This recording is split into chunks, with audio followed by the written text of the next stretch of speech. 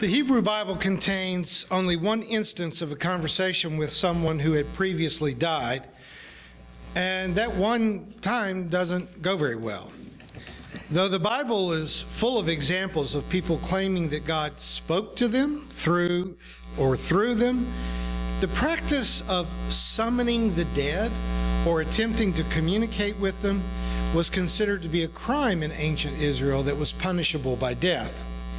But there came a time in Saul's career when the Bible tells us that God had gotten tired of his disloyalty and was ready to move on, partner with a new king. When the armies of Saul and the armies of David were about to meet in battle, neither Saul nor his priests could get God to respond to anything. And so Saul made a desperate move. He disguised himself and went to see the woman known as the Medium of Endor. You wonder where Star Wars gets its names. A lot of times it's Old Testament. But he wanted to ask this medium to help him speak to the recently deceased prophet Samuel. Why are you trying to trick me and get me killed? You know King Saul has gotten rid of everyone who talks to the spirits of the dead. I swear by the living Lord that nothing will happen to you because of this. Please bring up the spirit of Samuel. I now see that you have deceived me. You are King Saul. I see the spirit of Samuel rising up out of the ground. Samuel was irritated by this, being perturbed, raised from his slumbers in the world of the dead, and so he bellowed back at Saul. Why are you bothering me by bringing me up like this? I'm scared. The Philistines are about to attack me. God has turned his back on me and won't answer any more by prophets or by dreams. What should I do? If the Lord has turned away from you and is now your enemy, don't ask me what to do. I've already told you, the Lord has sworn to take the kingdom from you and give it to David. And that's what he's doing. Tomorrow the Lord will let the Philistines defeat Israel's army. Then you and your sons will join me down here in the world of the dead. And that is all the Hebrew Bible has to say about talking to the dead. They don't want to be bothered, and even if you are successful in getting their attention, they will not help you. Thanks, guys.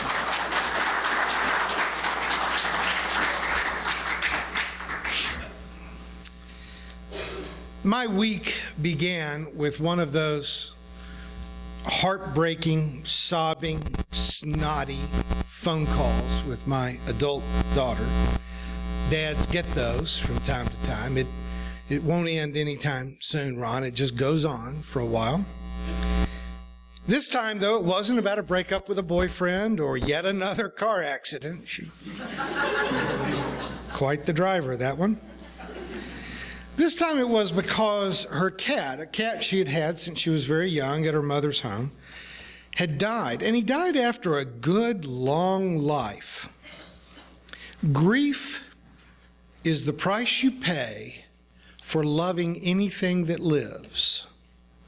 The mortality rate is 100%. There are no exceptions. And even when death comes in what we might call the fullness of time, it often still comes as an unwanted, unsolicited visitor. Years ago, I kept watch with a good friend at the bedside of her grandmother, who had been a true matriarch of a family that was dysfunctional in lots of ways, and she was the solid core rock of that family. They depended on her wisdom, her strength, often her generosity. But she was being eaten alive by cancer, and her death was slow and excruciatingly painful. It was the sort of death that might make you think that the people who loved her would be grateful when it was over. But my friend said flat-footedly through her tears, I wasn't done with Grandma yet. I wasn't done with her. And I suspect that most of us could echo that sentiment regarding an old friend, a spouse, a parent, God forbid, a child. Even in the short history of this little church, we've had to give up a lot of our founding members.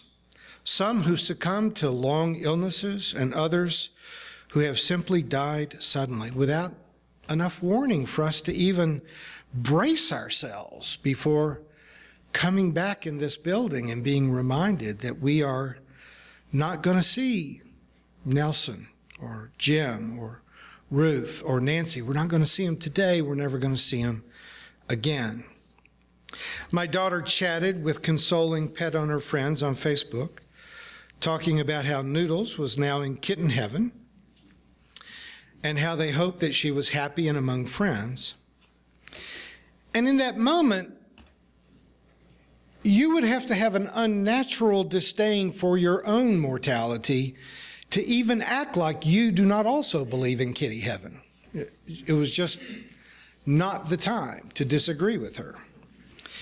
Of course, that doesn't stop the running commentary inside the head of a theologian. I wondered if there was a fish, chicken, cow, and pig heaven for all the meals that we've had in the last year, or if there's a tree heaven for the firewood, lumber, and forest fires we witnessed. These are not things that a father says to a grieving daughter, and these are not things that many ministers could ever say out loud in public and expect to still be employed the next Sunday. My daughter loved her cat, and the loss she felt at the news of his death was more than she wanted to feel. It was just too heavy. And so she poured emotional anesthesia on that grief by telling herself that Noodles was in kitty heaven. And that is an emotional choice that all of us know all too well because most of us have done it more than once. A few years ago, just before our first December snow, my old friend, Bill Ringo, called to tell me that his son, Billy, had died.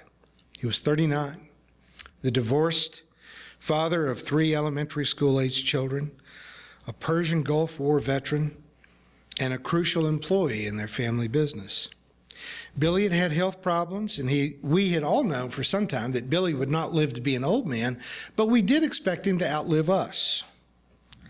I slipped and slid over the 500 miles of road between here and Louisville and arrived in time to conduct Billy's funeral.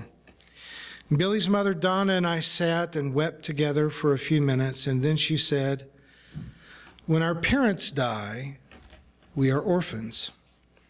When our spouse dies, we are a widow or a widower." But she said, "When your child dies, there's not a word for that." I think perhaps we don't have a word for it because even if there was a word, it would be too awful to say. It would just be too awful to utter. The mortality rate is 100%, but sometimes that fact is so out of place, so out of time, so horrifying that it defies comprehension. Death can rip a hole in the fabric of the universe. And in fact, we know that most marriages do not survive the death of a child because the void changes the shape of the entire universe so much that people are not able to adjust to the empty space in their existence. So there are arguments, there's blaming, there's guilt, there's oftentimes affairs or alcoholism and abandonment. After I had written this sermon, I received word yesterday, a couple, I did their wedding 4 years ago, and then he was found dead a year and a half ago, and I had to also do his funeral. And then yesterday, she died of a heroin overdose that was directly related, I'm certain, to his death a year and a half ago. That's something that she just couldn't get over. Because when the universe so dramatically changes shape, you really have to make adjustments, and some people just can't do it. But a parent who loses a child experiences a pain that has nowhere to go, no logical release, no resolution. My own father, as much as it hurt him, endured my mother's death, but when my sister died, he did too. And at some level, it was just a matter of giving up. The ancient Hebrew faith did not try to assuage these feelings of grief and loss with any promises of heaven. And the rare references they made to the house of the dead was nothing to look forward to. It was not a comfort. There's not a word in Hebrew for soul. There's a word that's sometimes translated that it's nephesh, but it really means life force, that your life force diminishes when you're sick. It can strengthen if you get well, but when you die, it becomes like a shadow and literally falls through the cracks in the ground into the caves and caverns underneath the earth. And though it continues to exist in some way, it is not like you continuing to exist. They spoke of the dead as being gathered unto their ancestors, which really meant that their bones were interred with the bones of preceding generations. During the 5th century BCE, the captivity of the Jews in Babylon allowed them to be introduced to the Zoroastrian belief in an afterlife that would be a place of reward or punishment, depending upon how you had lived. And that belief crept into Judaism, but it found full expression in early Christianity. I was taught a faith that told me to deny my grief and to pretend that I could be happy for a friend or loved one who had, we said, gone on to their reward. I've probably presided over 400 or 500 funerals in the past 37 years. And now and then, here and there, some of those funerals have been sincerely joyful. But most of the time, almost all the time, despite assertions of hope and promises of heaven, the events are marked with tears and pain. Priests, pastors, ministers often have made the horrifying mistake of trying to give a plausible answer when someone asks them why. Why did he have to die? Why did she have to die? Instead of just acknowledging the unknowable mystery and saying, I don't know why, or even more realistically, to say there is no why, that the universe itself is ultimately capricious. There are things, men and women, that are just sad. They are sad. And some are more sad than others because they're not just sad, they're also wrong. They shouldn't have happened. I think that religious people make a terrible mistake in trying to deny obvious and sincere emotions. No one said to my daughter, I'm glad Noodles is in kitty heaven. They said, I'm sorry your cat died. No matter what kind of mythical denial they may play around with at the edges of their mind, the truth is they all know what it's like to love a pet that dies. And that is just an echo of what it's like to love someone who dies. If you hear me speak at very many funerals, you have probably heard me quote at least parts of Elizabeth Barrett Browning's poem, A Dirge Without Music. She says, I am not resigned to the shutting away of loving hearts in the hard ground. So it is, so it will be, so it has been, time out of mind.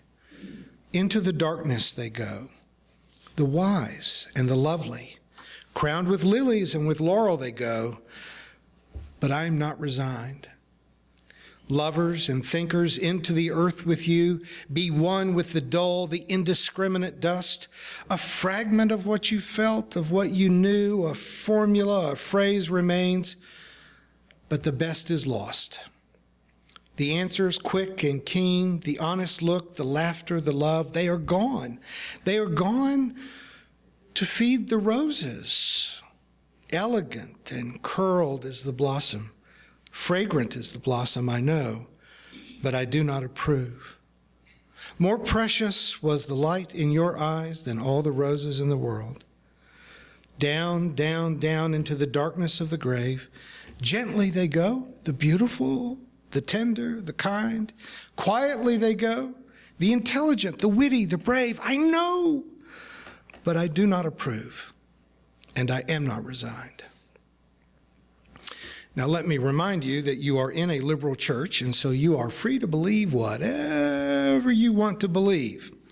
Whatever you are persuaded is real and true and worthy of your convictions, and you don't need my agreement or my approval, and certainly not my imprimatur. I'm not even sure how to give you that. But my own belief is that life is temporary and death is permanent. And as such, we are right to grieve. When you're hurt, feel hurt. When it is time to mourn, let yourself mourn. I don't have much sympathy with denial that says that you shouldn't hurt, you shouldn't grieve, you shouldn't mourn, that you should have faith in an unseen, unknown, unknowable, and probably imaginary world of eternity. It's not denial, though, but defiance. I don't have to approve. I can acknowledge it as a reality. It doesn't mean I have to like it. I know that the mortality rate is 100%, but I do not approve. I know that some young people die in accidents and wars and senseless violence and addiction and suicide and illness. I know that the wise, the talented, the artistic, the loving will one day grow weak and their days will come to an end, but I do not approve, and I am not resigned. There may be some form of immortality for people, for cats, dogs, horses, parrots, as well as chickens, pigs, cows, and fish, and maybe even spring flowers and ficus trees. I don't see any reason to believe that there is, but such things end up in the category of personal preference. What I realize is that my daughter's nearly inconsolable grief over the death of her cat is a precursor to the fact that one day she will have to deal with my death. And I hope that when that happens, that she has a husband and children with whom she can distribute both her love and her grief, so that my passing will be to her both an inescapable reason to grieve for a time, but also a source of reassuring memory. No one can tell you how long or even how you should grieve. It's a strange path, and it has lots of potholes in it. Pastorally, I get worried about someone who is not getting better. I don't have a timetable. I just need to believe that your grief is better now than it was 3 months ago. Some of us will cry every day for a while, and then you realize a day has passed that you didn't cry, and then maybe it gets down to once a week. But some people are over it in 6 months, and some people 6 years later are still carrying it. And people will say sometimes they'll say in a well-meaning way to a friend, you should be over it by now. And you might be able to say, well, if it was your kid, I would be over it by now. But it wasn't your kid. It was my kid, and I'm not over it yet. Somewhere between forgetting and obsessing, there is a sacred space for remembering. Beyond all of the scary masks and ghosts of Halloween, the Day of the Dead, there is a beautiful tradition of Memorial Day, of All Saints' Day, the more loving and compassionate observances that take shape in almost all cultures, that are just a time in which we collectively say, we're going to stop doing all the busy work that we've been doing. We're going to stop and remember. We're going to remember honestly, that no one's perfect, that the line between good and evil runs right down the middle of every one of us.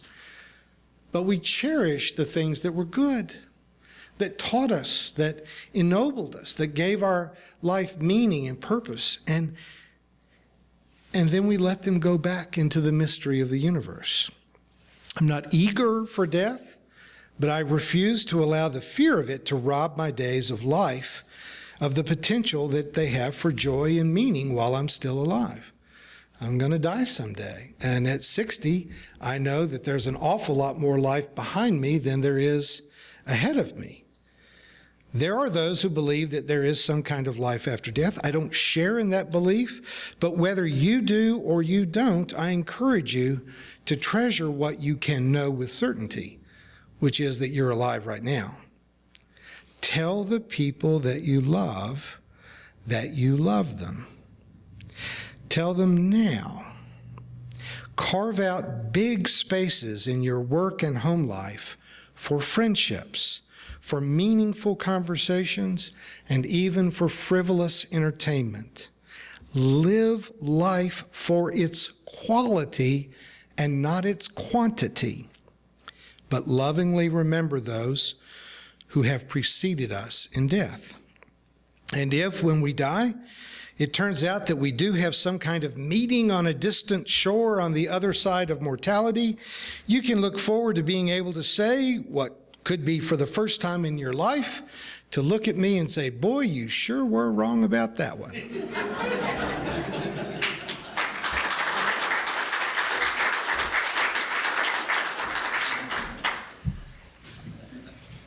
Thank you for watching our videos. We are entirely dependent on the donations of our listeners and members. We hope that you find this content to be important enough to help us to keep offering these videos to the public at no charge by becoming a regular contributor. Please click on the donate button on our website at www.spfccc.org. Thank you for your support of progressive religious programming.